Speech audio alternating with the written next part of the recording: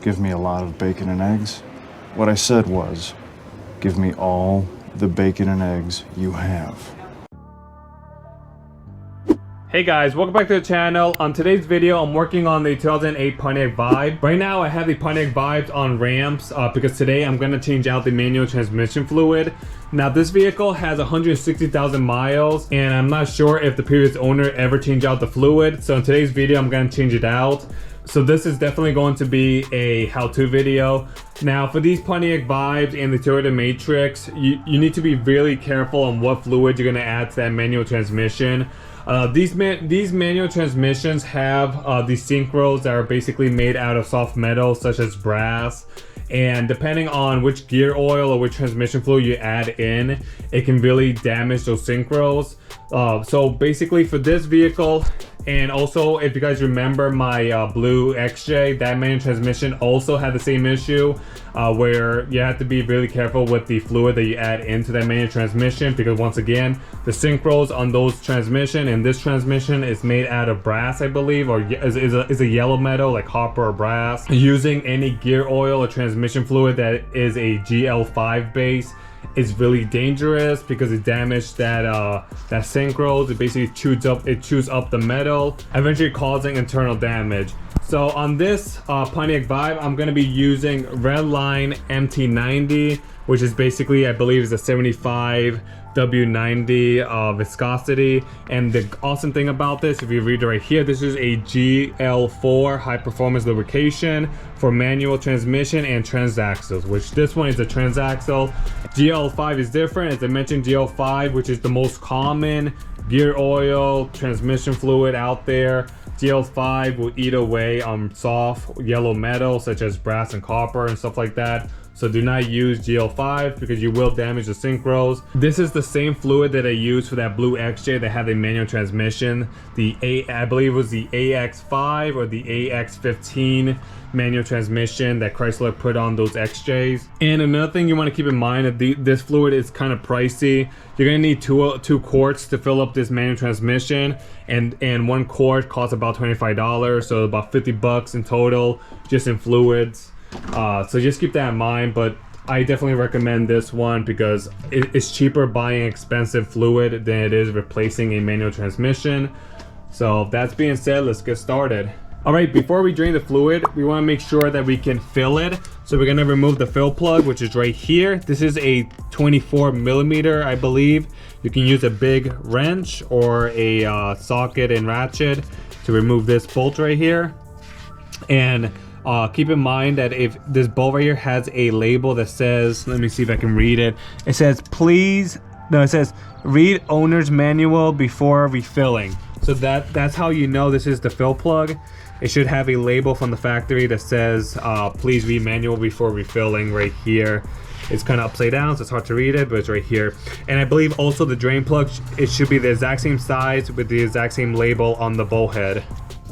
Alright, so I'm gonna go ahead and break it free. I'm using a long socket and ratchet for this. I didn't have a shallow socket, so I have to use this one, which hopefully is not a problem.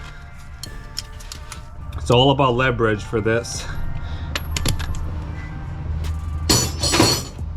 Alright, I'm just gonna go ahead and just remove it, get out of the way. And also this should allow air to enter, so it makes it easier when it comes to draining. There we go. All right, with the fill plug removed, now we're gonna go ahead and remove the drain plug. Same thing, it's gonna be a 24 millimeter. All right, and it looks like my deep socket is too long for this, so I need to use a wrench.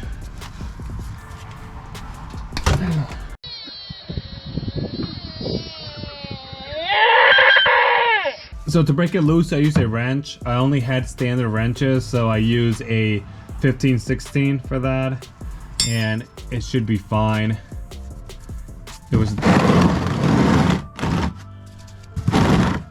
So now I'm just preparing for the gear oil to come out. All right, so I'm just gonna go ahead and let that drain. Should take a couple of minutes. All right, so it looks like the fluid finished draining, so I'm just gonna go ahead and clean the area up, make sure that there's no debris in here. Also, this is a good time to replace the crush washer. Now, I forgot to order one, so I'm just gonna reuse this one. It looks fine. I don't see any weird marks. It's not warped or anything, so I'm just gonna reuse it. All right, so I'm gonna go ahead and just tighten it. You don't have to go crazy tight, just give it a good tug and it should be all set. Similar to like the drain plug of, similar to the oil plug. All right, with the bottom drain plug back in, I went ahead and I lowered the vehicle so I can make sure it's nice and flat. Now we're gonna go ahead and fill it up. So right here, this is what I created. I got this flexible hose from Walmart for about 75 cents. Then I got this blue funnel here, and I think this is the best way to fill it up. And as I mentioned, it takes 2 quarts of this MT90. Now you're gonna continue filling it up until the gear oil starts spilling out of the fill hole. That's how you know you're all set with fluid and it's topped off. So I'm gonna go ahead and fill it up and we should be all set.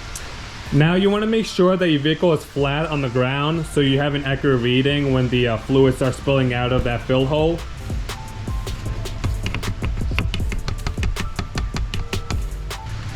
All right, so I went ahead and I put the 2 quarts. Now I'm just gonna go ahead and clean it and see if it drips. If it drips, then that means it's full and we should be all set. And yep, it's definitely dripping. It's not dripping a lot, but I do see it coming out slowly. So that means that is telling me that that is full right there. All right, so I'm gonna put the bolt back in with the crush washer and we should be all set. There we go. I'm just gonna go ahead and clean it up. You always wanna clean it so later when you check in the future, you can tell if it was leaking or not. All right, once you fill it up and you put the fill plug back on, you want to go ahead and start up the vehicle and just shift between gear 1, 2, 3, 4, 5, reverse, and then back down. Do that a couple of times and then go ahead and take it for a test drive, see how it feels, and you should be all set. Manual transmission is way more simple than the automatics. The automatics, you will have a drain plug, a fill plug, but then you have to remove the whole pan to replace the filter. It's a complete mess. Manual transmission is way easier. Now I checked the manual. You want to go ahead and change the fluid every 30,000 miles or every 2 years. So that being said, you know, if you guys are going to do this, go ahead and just mark it on your phone so you know when to change it the next time. This is a pretty simple job. I believe you can do it without jacking up the vehicle.